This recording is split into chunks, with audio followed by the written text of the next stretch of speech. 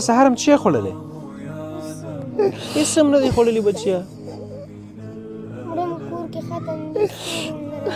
او زه راغلی یم بچیه که نه زه راغلی یم. خبرې څه غواړې تا ته چی راوړو بچیه؟ موږ دا غواړو چې موږ قرضداران خلاص کړو. موږ قرض ته بیخي خلاصېږي. څومره قرض در باندې دی بچیه؟ ګیاڼونه دلته راوتښتېدو دلته راپسې راځي نه برېږي. جار څومره قرض در باندې دی بچیه؟ 80,000 نه هم ډېر ده. 80,000 افغانۍ؟ او څه ویل چې پلار هم قرض تا بیایي. ته ووایه څومره وړه غواړې بچیه؟